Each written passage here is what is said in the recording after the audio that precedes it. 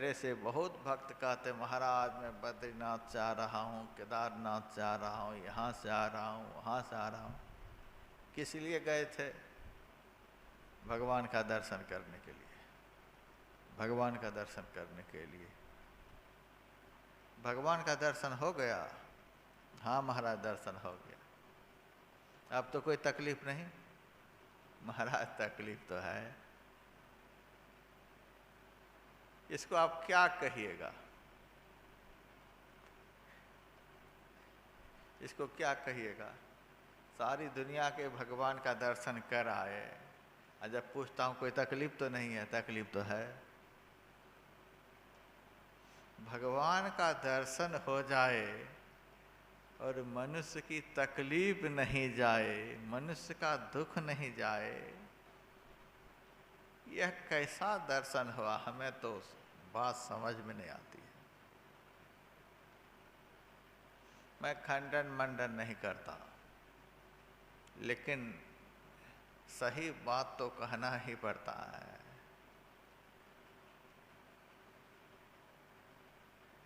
भगवान का दर्शन करके आए।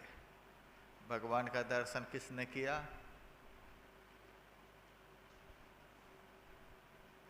भगवान का दर्शन इस आँख ने किया। जिस आँख से हवा भी नहीं दिखलाई पड़ती है, और जो परमात्मा हवा में भी समाये हुए हैं, उसको इस आँख से देख लिया। क्योंकि आजकल ऐसा ही सत्संग सुना है, आज तक ऐसा ही सत्संग सुना है कि जाओ भगवान वहाँ बैठे हैं, दर्शन करके आ जाओ। जिस आँख से हवा ना ही दिखलाएगी, उस आँख से परमात्मा दिखे, हंसी आएगी।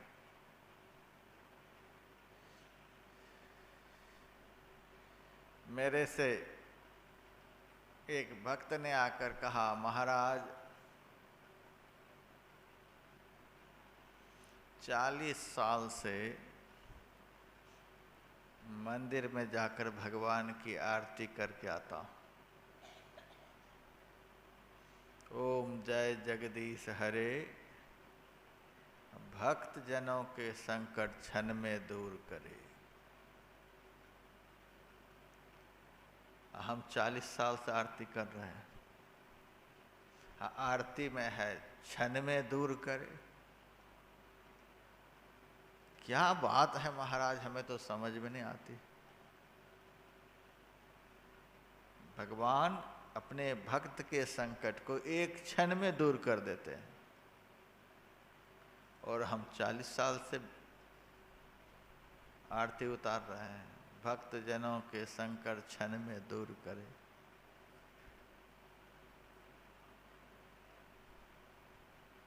मैंने कहा इससे आगे भी कुछ जानते हैं आप? इस पंक्ति से आगे भी कुछ है? महाराज वह तो ध्यान में नहीं है, मतलब की बात ध्यान में नहीं है। शॉर्टकट रास्ता बिल्कुल ध्यान में रहता है। आरती उतारते ही भगवान हमारे संकट को दूर कर दे। उससे आगे क्या है महाराज?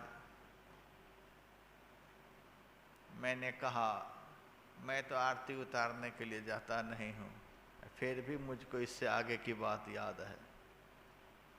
इससे आगे क्या है? जो ध्यावे फल पावे, दुख बिन से मन का, सुख संपत्ति घर आवे, कष्ट मिटे तन का।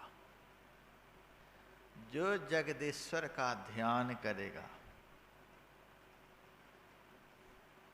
जगदीश्वर कोई आदमी नहीं है, जगत के ईश्वर, सारी सृष्टि के ऊपर शासन करने वाले।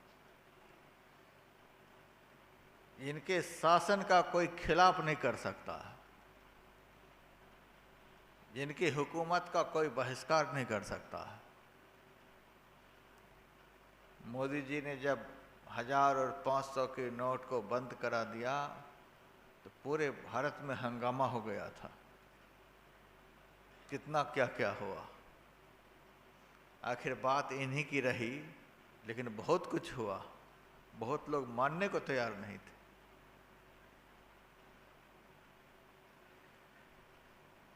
देश के प्रधानमंत्री हैं, कोई ऐलान करते हैं, कोई फरमान जारी करते हैं तो हंगामा हो जाता है। कोई मानने को तैयार, कोई नहीं मानने को तैयार। इसको पूरा शक्तिमान नहीं कहते हैं। जिसके फरमान का खिलाफ हो जाए, कोई माने कोई नहीं माने, उसको पूरा शक्तिमान नहीं कहते हैं। पूरा शक्तिमान एकमात्र परमात्मा। काठमांडू में बड़ा भारी भूकंप हुआ, लाखों लोग मर गए, लाखों घर पस्त हो गया, लेकिन किसी ने कहा भगवान ने क्यों ऐसा कर दिया? क्यों भगवान ने ऐसा किया? किसी में बोलने की हिम्मत है? सारी पृथ्वी को पलट देंगे, सारी सृष्टि को एक क्षण में मिट्टी में मिला देंगे, फिर भी कोई अंगुली नहीं उठा सकते कि भगवान ने क्यों ऐसा किया। कितनी ताकत है, कोई कुछ बोल नहीं सकता। FIR दर्ज करा दे, इतनी दुनिया खत्म हो गई केदारनाथ में, करो भगवान पर FIR दर्ज। कोई बोल सकता है? कुछ भी नहीं बोल सकता। शक्तिमान उसको कहते हैं जिनकी शक्ति का खिलाफ करने की ताकत दुनिया में किसी के अंदर नहीं है।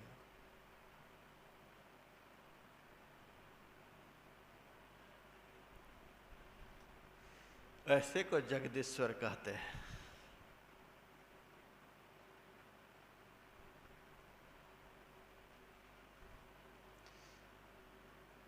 उस जगदीश्वर का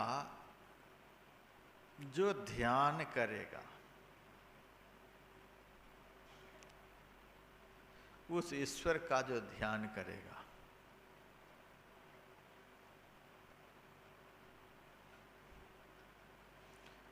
वह ईश्वर कहाँ है जो ध्यान करेगा? उस ईश्वर का ध्यान करने के लिए कहाँ जाना पड़ेगा? आप ही लोग आरती में गाते हैं, मैं नहीं गाता हूँ। जो ध्यावे फल पावे, दुख बिन से मन का। सब आदमी चाहते हैं कि हमारे मन का दुख दूर हो जाए, हमारा दुख दूर हो जाए, दुख दूर हो जाए। आप लोगों के कल्याण के लिए ही मैं उपदेश कर रहा हूँ। यहाँ पैसे पर भाषण देने के लिए नहीं आया हूँ। 2 घंटे भाषण करेंगे तो इतने रुपए लेंगे। भक्ति के नाम पर व्यापार नहीं करता हूँ, धर्म के नाम पर व्यापार नहीं करता हूँ। जैसे नाटक का प्रोग्राम होता है, कव्वाली का प्रोग्राम होता है, उसी तरह से धर्म का कोई प्रोग्राम नहीं होता है। जहाँ लेन देन है उसको प्रोग्राम कहते हैं। जिस कथा में लेन देन है, कितने लाख लेकर के सुनाएंगे, इतने लाख लेकर के भाषण देंगे, वह प्रोग्राम है, वह सत्संग नहीं है। हम लोग सत्संग करते हैं, इतने साल से सत्संग कर रहे हैं, कोई कह नहीं सकता क्या लेते हैं क्या देते हैं। आप लोगों के कल्याण के लिए मैं बोल रहा हूँ। ईश्वर की कृपा से न भोजन की कोई कमी है, न वस्त्र की कोई कमी है, न रहने की कोई कमी है। यदि सारी बात की कमी है भी तो भी कोई कमी नहीं है। यदि परमात्मा की भक्ति हमारे अंदर में थोड़ी बहुत भी है तो दुनिया की सारी कमियां है भी तो भी कोई कमी नहीं है। परमात्मा की भक्ति से बढ़कर दुनिया में कोई दौलत नहीं हो सकती, दिखलाई पड़ती नहीं, और आदमी 24 घंटे आनंद में झूमता है। ऐसी वह संपदा है। मैं आप लोगों को उसी संपदा के विषय में सुनाना चाहता हूं।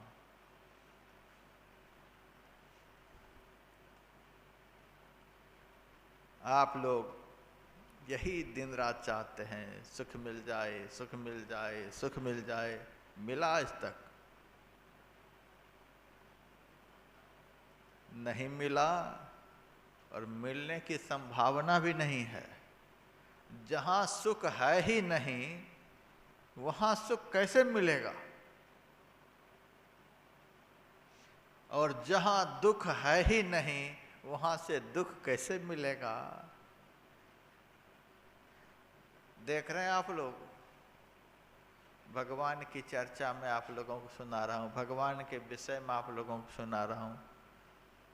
न किसी को जूस पिला रहा हूं, न किसी को खाना खिला रहा हूं, न कपड़े बांट रहा हूं, न पैसे बांट रहा हूं, न नौकरी का ऐलान कर रहा हूं। फिर भी इतने सारे लोग आए हैं और बड़े आनंद से सुन रहे हैं। कोई दुख है? जिस भगवान की चर्चा सुनने से भी आनंद आता है, उस भगवान का चिंतन करने पर, उस भगवान का ध्यान करने पर, उस भगवान का भजन करने पर कितना आनंद आएगा। आज जिस दिन दर्शन हो जाएगा, दर्शन होने पर क्या होगा? दर्शन ही ते भयो निहाला, जन्म मरण दुख जाई। दर्शन मात्र से आप लोग निहाल हो जाएंगे, जन्म मरण दुख जाई, सारा दुख खत्म हो जाएगा। मैं तो वह रास्ता बतलाना चाहता हूं। आप लोग जो चाहते हैं उसी के विषय में बतला रहा हूं। जो ध्यावे, जो भगवान का ध्यान करेगा, जो भगवान का चिंतन करेगा, जैसे का चिंतन करेंगे, जैसे कि याद करेंगे, जैसे का स्मरण करेंगे, जैसे में अपने मन को लगाएंगे, उसके अंदर जो गुण है आपके अंदर धीरे धीरे आने लग जाएंगे। महाभारत तो आपने पढ़ा होगा, सुना भी होगा। द्रोणाचार्य के पास एकलव्य गया था धनुर्विद्या सीखने के लिए। द्रोणाचार्य ने कहा कि मैं तो एकमात्र राजकुमार को ही, क्षत्रिय कुमार को ही धनुर्विद्या सिखलाता हूं, अन्य जाति के लोगों को धनुर्विद्या नहीं सिखलाता हूं। तू तो कोल भील है, मैं तो राजकुमार को धनुर्विद्या सिखलाता हूं। एकलव्य ने कहा मुझे नहीं सिखलाओगे? कहा कि नहीं। ठीक है। एकलव्य चला गया जंगल में। द्रोणाचार्य की मूर्ति उन्होंने बना ली, मिट्टी की मूर्ति। उसी मिट्टी की मूर्ति के सामने बैठकर वह उनका ध्यान करने लगा। द्रोणाचार्य की मूर्ति का एकलव्य ध्यान करने लगा। पढ़िए महाभारत। जैसे जैसे ध्यान में द्रोणाचार्य का चिंतन होने लगा, वैसे वैसे उसके अंदर ज्ञान होने लगा कि पाशुपत अस्त्र कैसे चलाया जाता है, यह अस्त्र कैसे चलाया जाता है, वह अस्त्र कैसे प्राप्त होता है। सारी अस्त्र विद्या अपने आप उसे आ गई, अपने आप। एक दिन द्रोणाचार्य के साथ कौरव पांडव राजकुमार शिकार खेलने के लिए कहीं जा रहे थे। पांडवों के साथ एक कुत्ता भी था। कुत्ता का स्वभाव होता है कभी इधर भागता कभी उधर भागता है। पांडव का कुत्ता भागकर एकलव्य के पास चला गया। वह देखने में काला कलूटा था। उनका वह स्वरूप देख करके कुत्ता भौंकने लगा। उसको ध्यान में विक्षेप हुआ। एकलव्य अपने धनुष पर बहुत सारे बाण को एक साथ चढ़ाया और छोड़ दिया। सारे बाण कुत्ता के मुंह में जाकर घुस गया। जरा सी भी खरोंच नहीं आई, केवल मुंह को बाण से बंद कर दिया। घायल नहीं किया, मुंह को बंद कर दिया। देखिए बाण की कला। मुंह में सारे बाण घुसकर मुंह को बंद कर दिया, लेकिन जरा से भी खरोंच नहीं आई, रक्त स्रावित नहीं हुआ। बाण से भरा हुआ मुंह लेकर पांडवों की तरफ भागा। कौरव पांडव राजकुमार देखकर चकित हो गए। ऐसी बाण विद्या किसके अंदर दुनिया में है? दुनिया के सबसे बड़े धनुर्धर हमारे सद्गुरु द्रोणाचार्य हैं। ये हम लोगों को छोड़कर और किसी को बाण विद्या नहीं सिखलाए हैं। ऐसी बाण विद्या किसने सीखी है, किसने सिखलाया हुआ है? वो कौन गुरु है? गुरुदेव, यह तो आश्चर्य की बात, इतने सारे बाण मुंह में घुसे हुए हैं, जरा भी कुत्ता घायल नहीं है, केवल मुंह बंद हो गया। द्रोणाचार्य ने कहा, चलो देखते हैं किधर से यह कुत्ता आया है। कुछ दूर गए, देखा एकलव्य ध्यान में मग्न है। द्रोणाचार्य की मूर्ति है। बहुत देर तक खड़े रहे। उसके बाद जब एकलव्य का ध्यान टूटा, देखते हैं कि द्रोणाचार्य सामने खड़े हैं।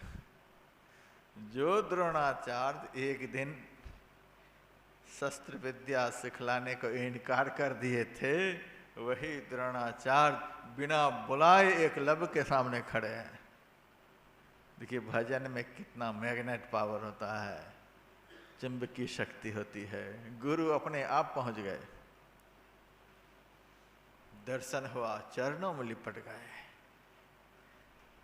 मेरे जैसे पापी को दर्शन देने के लिए आप खुद आ गए।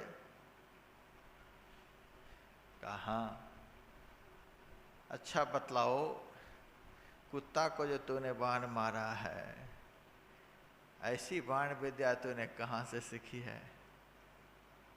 एकलव्य ने कहा, ये जो सामने मूर्ति है, इसी से हमें सारी विद्या प्राप्त हो गई। द्रोणाचार्य ने कहा, मैंने तो नहीं सिखलाया। आप नहीं सिखलाए, लेकिन मैंने इस मूर्ति को ही द्रोणाचार्य मान लिया और यहीं से सारी विद्या मुझे प्राप्त हो गई। तब द्रोणाचार्य ने कहा, अच्छा जब मेरे से विद्या सीखे हो तो गुरु दक्षिणा भी देनी पड़ेगी।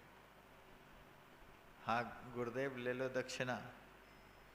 तो अपनी अंगूठा काट करके दे दो। अंगूठा कट जाएगी तो फिर बाण कैसे चलाएगा? उस दिन मैं रहता तो अंगूठा नहीं देता। जब सिखलाने की बात आई थी तब तो हम राजकुमार को सिखलाते हैं, और जब ध्यान के द्वारा वह ज्ञान प्राप्त हुआ तो अंगूठा कटा लिए। ऋषि मुनियों ने कहा है कि उसी पाप के कारण द्रोणाचार्य की गर्दन कटी है। कभी कभी गुरु से भी अपराध हो जाता है। गर्दन कटी है उसी अपराध से, अपने शिष्य की अंगूठा कटा लिया। लेकिन चलते चलते आशीर्वाद दिया कि बेटा, मैंने तुम्हारी अंगूठा तो कटा लिया, लेकिन बिना अंगूठे के ही तू धनुर्विद्या में निपुण हो जाओगे। तो मेरे कहने का अभिप्राय, द्रोणाचार्य की मूर्ति उन्होंने बना ली और उस मूर्ति का ध्यान करने लगा। ध्यान करने से द्रोणाचार्य के अंदर जो शस्त्र का ज्ञान था, धीरे धीरे एकलव्य में आ गया। महाभारत का आप लोग मानेंगे कि नहीं मानेंगे? तो जब द्रोणाचार्य के अंदर जो ज्ञान था एकलव्य के अंदर वह चला गया, तो भगवान का हम लोग ध्यान करेंगे तो भगवान में जो गुण है वह गुण हमारे अंदर नहीं आएगा।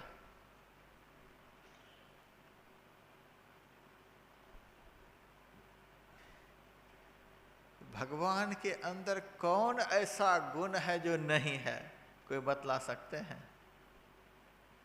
भगवान के अंदर एकमात्र दुर्गुण नहीं है, सारे सद्गुण हैं। भगवान का यदि ध्यान करेंगे तो आपके अंदर के सारे दुर्गुण खत्म हो जाएंगे, क्योंकि भगवान में दुर्गुण है ही नहीं। भगवान का यदि आप ध्यान करेंगे आपके अंदर सारे सद्गुण आ जाएंगे, क्योंकि भगवान में सारे सद्गुण विद्यमान है। जिसका ध्यान किया जाता है उसके अंदर जो गुण होता है ध्यान करने वाले में आ जाता है। इसीलिए जैसे तैसे का ध्यान नहीं करना चाहिए, जैसे तैसे का ध्यान करने के लिए वैदिक संस्कृति नहीं बतलाती। कामी का ध्यान करेंगे तो काम वासना उत्पन्न हो जाएगी, लोभी का ध्यान करेंगे तो लोभ आ जाएगा, विषय का ध्यान करेंगे तो विषय की वासना उत्पन्न हो जाएगी। ऐसे का ध्यान करें, ऐसे का चिंतन करें, ऐसे का स्मरण करें जिनके अंदर केवल सद्गुण ही सद्गुण है, दुर्गुण नहीं है। ऐसे एकमात्र भगवान ही है, एकमात्र परमात्मा ही। आज के लोग भगवान बनने के लिए कूद रहे हैं, सब भगवान श्री कृष्ण बनना चाहते हैं। 10 ठो औरतों को जमा कर लिया और बन गए भगवान कृष्ण। भगवान कृष्ण रास रचाए तो गुरुजी रास रचाने लग गए। सब भगवान कृष्ण बनने की होड़ में। अब्दुल कलाम के पास कुछ भक्त लोग गए थे कि हमारे गुरुजी भगवान कृष्ण के अवतार हैं और आप राष्ट्रपति हो, आप घोषित कर दो।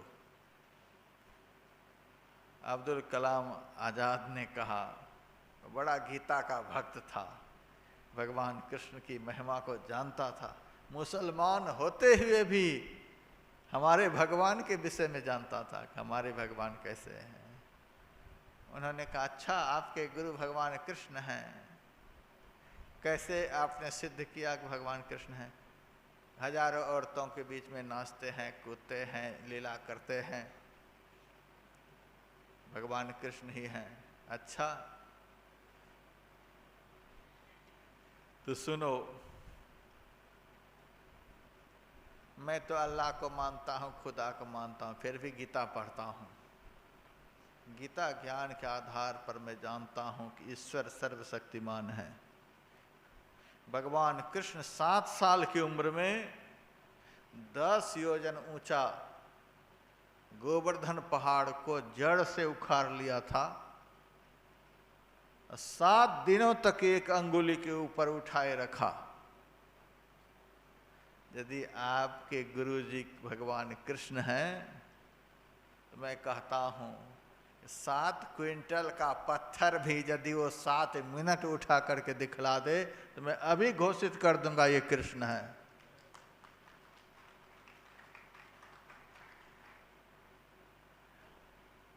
महाराज ऐसा तो नहीं होगा, तुम मानते रहो, अब्दुल कलाम नहीं मानेगा। भगवान कृष्ण बनने को चले हैं।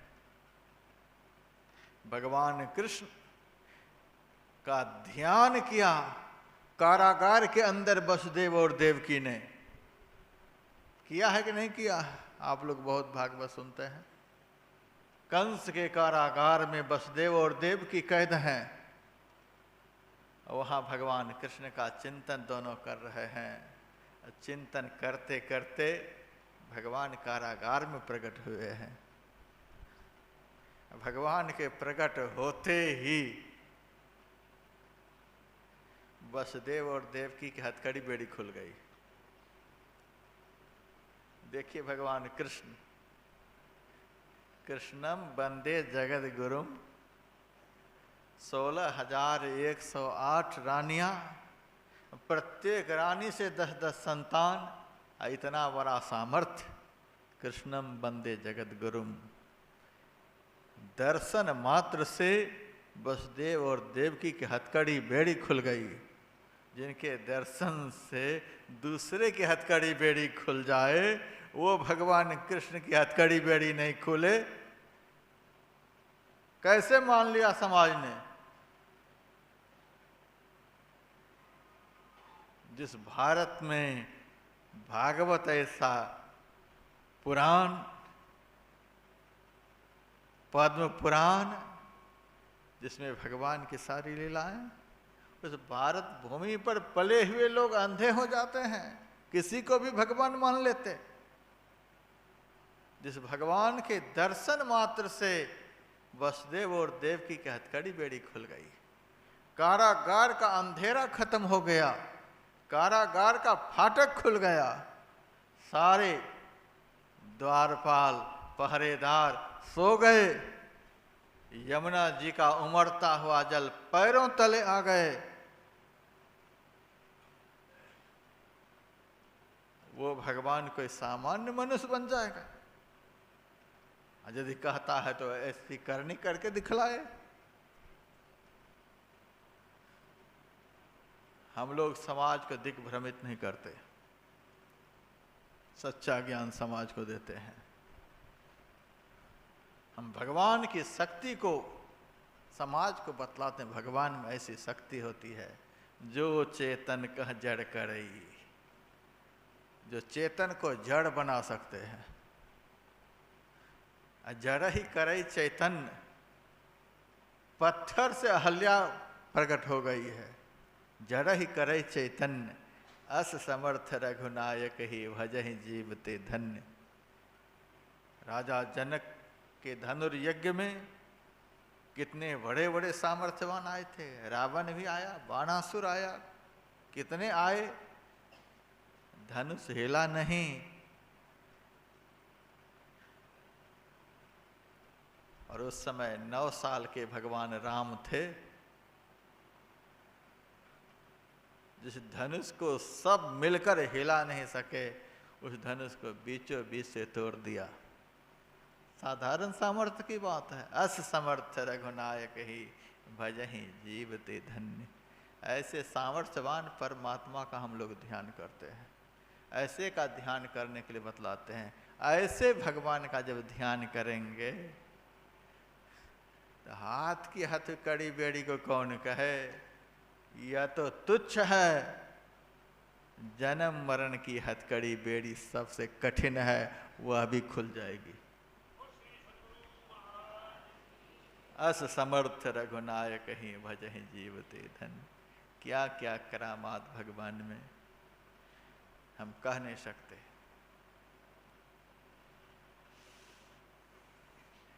ऐसे भगवान का जो ध्यावे, ऐसे भगवान का जो ध्यान करेगा, उसको यह फल मिलेगा।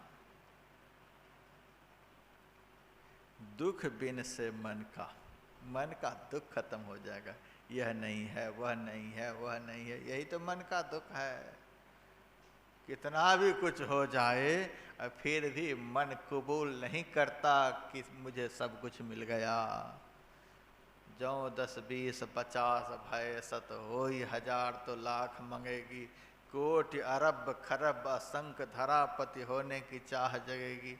पृथ्वी पाताल हो राज करो, तृष्णा अधिकी अति आग लगेगी। सुंदर एक संतोष बिना सठ, तेरी तो भूख कभी न बुझेगी। ये मन कभी सुखी नहीं होता।